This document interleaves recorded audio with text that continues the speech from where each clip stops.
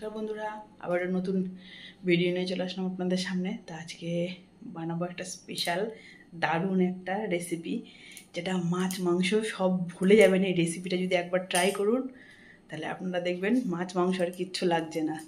আজকে আমি বানাবো ছোলার ডাল দিয়ে পেঁয়াজ কালিয়া। রেসিপিটা একদম নতুনত্ব আর সত্যি এত সুন্দর লাগে। এখন আমার প্রায় দিনই কিন্তু এই রেসিপিটা আমার বাড়িতে হয়। আপনারাও ট্রাই করে দেখুন, খুবই ভালো লাগবে। তো চলুন শুরু করা। আমি এই যে পেঁয়াজগুলো নিয়ে নিয়েছি ছোটো ছোটো দেখে। এই পেঁয়াজগুলোকে প্রথমে খোসাগুলো ছাড়িয়ে নিতে হবে। তো এই খোসাগুলো ছাড়িয়ে নিয়ে আর এইদিকে কিছুটা ছোলার ডাল আমি আগে থেকেই ভিজিয়ে রেখেছি। মোটামুটি 2-3 ঘন্টা কিন্তু ছোলার ডালটাকে ভিজিয়ে রাখতে হবে। ছোলার ডালটাকে সিদ্ধ বসিয়ে দিয়ে দিয়েছি, আর এর মধ্যে একটু দিয়েছি লবণ। তা ডালটা একটুখানি সিদ্ধ হোক। ডালটা একটু ঢাকা দিয়ে দিলাম, সিদ্ধ হোক।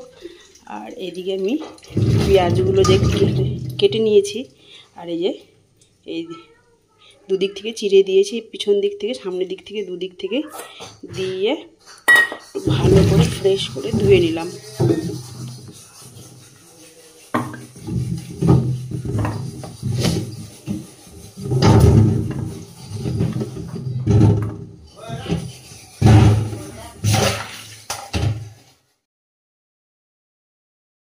পেঁয়াজগুলো ধুয়ে রেখে দিয়েছি আর কড়াইও বসিয়ে দিয়েছি। আর এদিকে আমি মশলা তৈরি করে নেব।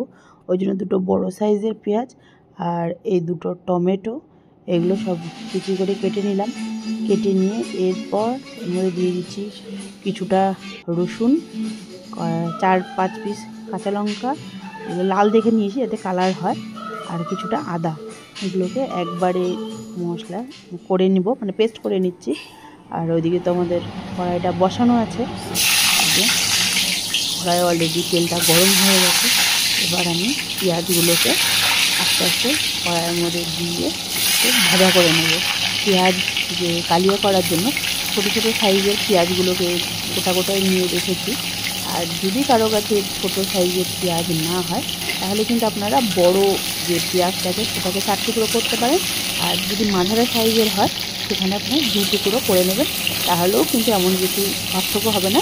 কিন্তু আমি গোটা গোটা ছোটো ছোটো দেখেই পেঁয়াজ নিয়েছি, দেখতেও ভালো লাগবে আর রেসিপিটা একটুখানি ভালো লাগবে দেখতে। তো ওই জন্য পেঁয়াজগুলোকে একটু ভালো করে ভেজে নিয়ে এদিকে আমাদের যে ডালটা কিন্তু সিদ্ধ, যেটুকুনি জল দিয়েছিলাম পুরো একদম সিদ্ধ হয়ে গেছে। এই দেখুন ডালটা হাত দিলেই সিদ্ধ হয়ে গেছে, নরম হয়ে গেছে। ওইদিকে ডালটা হয়ে গেছে আর এদিকে পেঁয়াজটাকে ভেজে নিই। পেঁয়াজগুলো দেখুন ভাজতে ভাজতে কিন্তু কালারগুলো অল্প অল্প চেঞ্জ হতে শুরু করে দিয়েছে।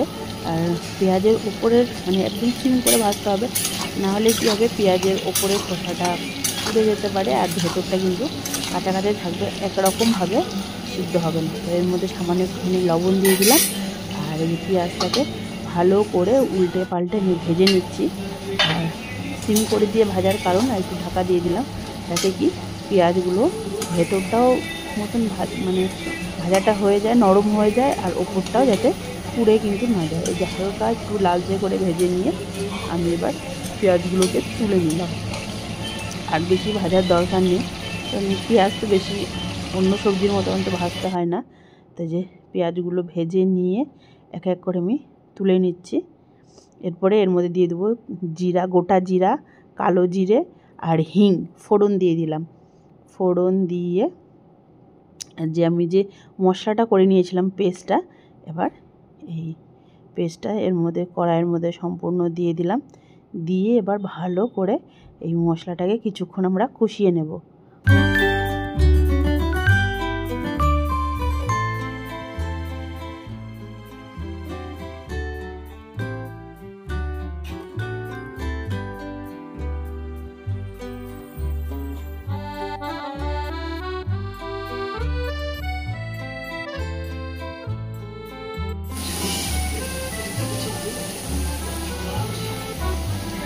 মশলাটা কষাতে কষাতে এর মধ্যে আমি দিয়ে দিলাম ধনের গুঁড়ো আর হলুদের গুঁড়ো দিয়ে এবার মশলাটাকে আবারও ভালো মতন কষিয়ে নিচ্ছি আস্তে আস্তে।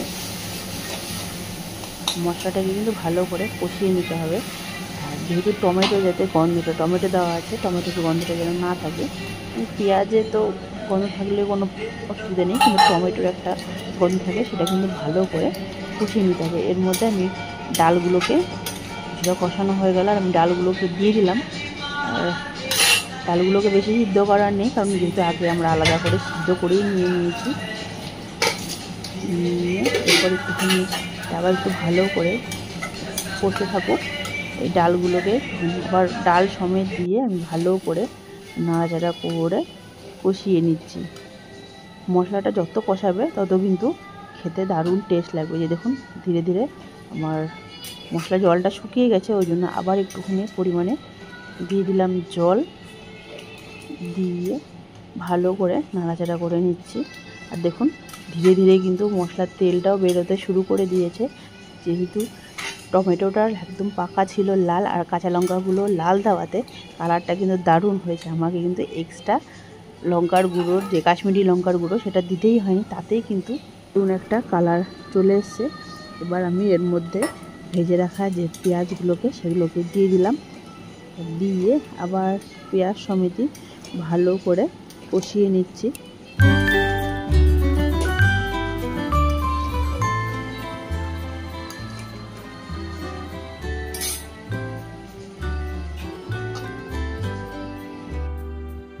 আমি একটুখানি ঢাকা দিয়ে রাখবো, এটাকে ঢাকা দিয়ে রেখে দিচ্ছি। এই যে ঢাকা খুলে দেখুন কি সুন্দর তেল বেরিয়ে আসতে শুরু করেছে।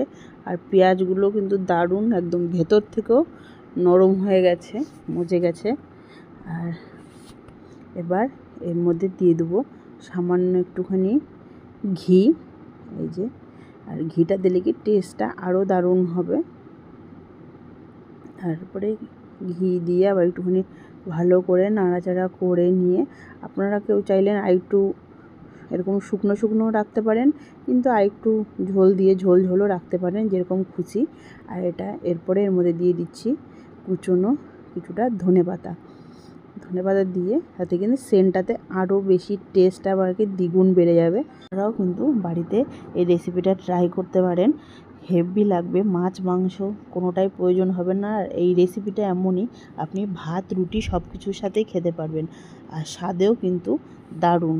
এই রেসিপিটা এত ভালো লাগবে, আপনারা যদি ট্রাই করুন দেখবেন মাছ মাংস সব ভুলে গেছেন, আর শুধু এই একটা রেসিপি দিয়ে আপনি পুরো ভাত খাওয়া হয়ে যাবে, আর অন্য কিচ্ছু লাগবে না। তো বন্ধুরা, আমার এই রেসিপিটা তোমাদের কেমন লাগলো অবশ্যই কিন্তু কমেন্ট করে জানাবে। আর যারা ফেসবুক থেকে দেখছে তারা অবশ্যই আমার পেজটাকে ফলো করবে, আর যারা ইউটিউব থেকে দেখছে তারা অবশ্যই আমার কাছের বন্ধু ইউটিউব চ্যানেলটাকে সাবস্ক্রাইব করবে, লাইক করবে, শেয়ার করবে। তো টাটা বন্ধুরা, আজকের ভিডিওটা এখানেই শেষ করছি। আবার অন্য একটা ভিডিওতে তোমাদের সাথে দেখা হবে। টাটা, সবাই ভালো থাকো, সুস্থ থাকো।